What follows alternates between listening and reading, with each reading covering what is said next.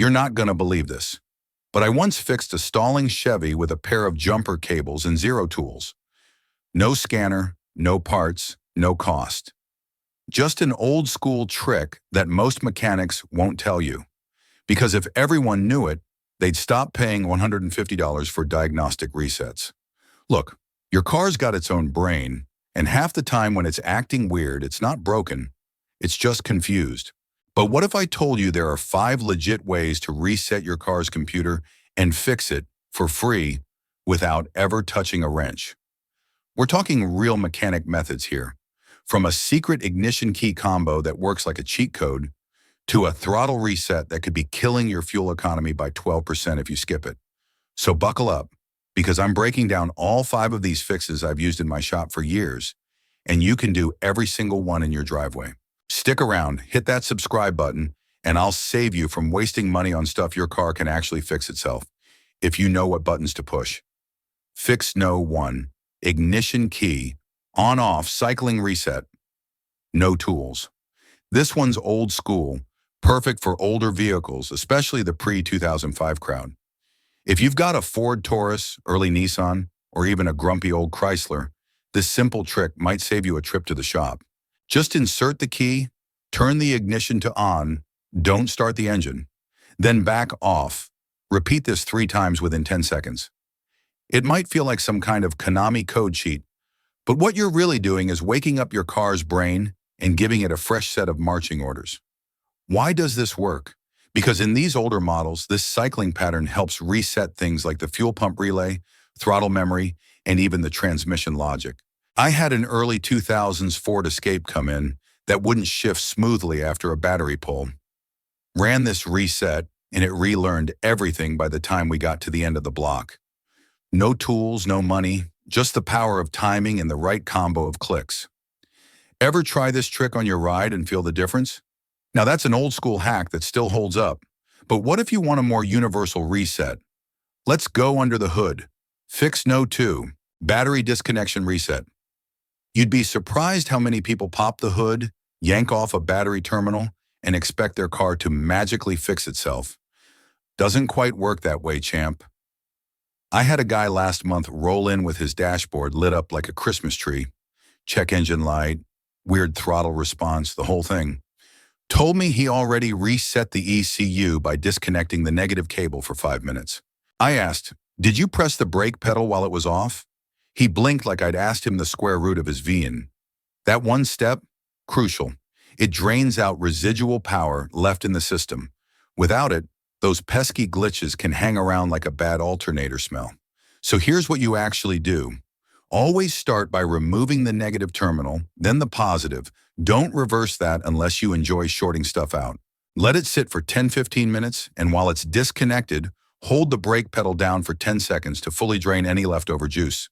That's what resets the ECU and clears weird memory bugs. When you're ready, reconnect the positive first, then the negative.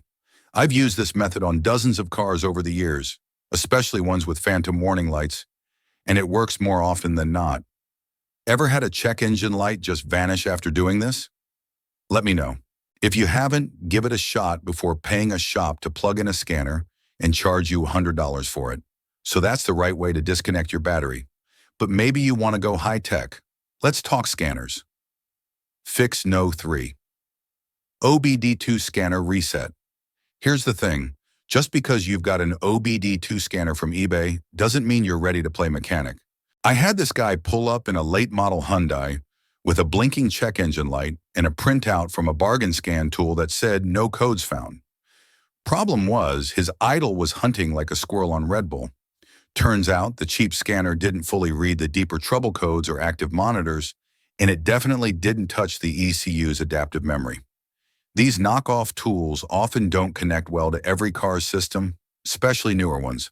That's why I always say, avoid the $10 tools and invest in something halfway decent if you're going to mess with your car's diagnostic brain. Now, when done right, this method's pure gold. You just plug your scanner into the OBD2 port, turn the key to the on position, and read the codes. If you know what you're doing, you can clear them and reset the ECU without erasing your radio presets or climate settings. Just be aware, not all scanners are created equal. Some will reset certain modules, others won't even scratch the surface of stored data. And if your scanner says everything's clear, but your car still runs like it's got the flu, that's your cue to double-check what your tool is actually capable of. Ever been fooled by a scanner that told you nothing was wrong? All right, techies, before you start blaming your scanner, let's check out a method that doesn't require any tools at all. Real quick, if this kind of no BS car advice is your thing, go ahead and hit that subscribe button. I drop tips like this all the time. Stuff I've actually used in the shop that saves people hundreds. No fluff, just real fixes that work. All right, let's get back under the hood. Fix No. 4, throttle body reset via pedal. Ever notice your engine idling like it just drank 3 espressos after a battery change? That's not just in your head. It's the throttle system throwing a mini tantrum. Modern cars run on drive-by-wire setups. No old-school cables, just sensors and electronics. So when you yank the power, the car forgets the position of the pedal and starts guessing how to manage airflow. I had a guy in with a Nissan Altima, swearing his car had a ghost because the idle would rev up and down at stoplights. We did the reset, problem gone in 3 minutes flat. And here's the kicker. Car Tips Daily reports that failing to do a proper throttle relearn after service can cost you up to 12% in fuel economy, especially in city driving. That's not just performance, it's money down the drain at every gas stop. Here's the move. Key in the on position, don't start the car, then press the accelerator slowly all the way to the floor, hold for a few seconds, then release gently. You're basically teaching the car where your foot rests again. It's called a relearn or calibrate step for the throttle sensor. Some cars need this done twice, and others respond better if you let the car sit with the ignition on for 10 seconds before touching anything. Either way, this trick restores smooth response and kills that weird lag that shows up after a battery reset. Ever dealt with a jumpy throttle after changing a battery? That pedal reset is slick. But if nothing else has worked, this next trick is the nuclear option for stubborn glitches. Fix No. 5, soft ECU drain via battery jumper cable. Here's a rare one I almost never see on YouTube, but it's been a lifesaver in my shop more than once. It's called a soft ECU drain, and it wipes out lingering memory way more thoroughly than just disconnecting the battery. Had a guy with a Chevy Cruze that kept throwing weird throttle codes even after the usual resets. I pulled out a jumper cable, connected the positive and negative terminals together, with the battery completely unhooked, don't skip that part, and let it sit for 10 minutes. Boom, ghost codes gone, and idle smooth as glass. You're basically using the jumper to short the system safely and force a deeper reset. The trick is simple but misunderstood. With the battery disconnected, you just connect the cable between the 2 terminals. No power, no sparks, just creating a loop that clears out residual charge trapped in the car's electrical system. It's like pulling the plug and holding the power button on a frozen laptop. This method doesn't just reset the ECU, it wipes it clean. Want your car to start fresh without random glitches popping back up? This is the reset you're looking for. Conclusion. So there you have it. 5 real mechanic methods that can reset your car, fix annoying issues, and save you a trip to the shop, all without spending a dime. Whether it's an old-school key trick, a proper battery disconnect, or that secret jumper cable method most people have never heard of. These are the resets that actually work when your car is acting up for no good reason. And listen, I've used every one of these in the shop more times than I can count.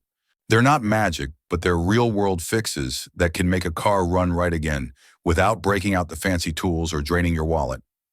Tried one of these and it worked? Let me know in the comments. I'd love to hear your story. Got a method I missed? Drop that in too.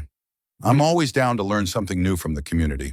If this helped you out, hit that like button, share it with a fellow car nerd, and don't forget to subscribe. I've got way more real mechanic tips coming that'll save you serious time and cash. Catch you in the next one.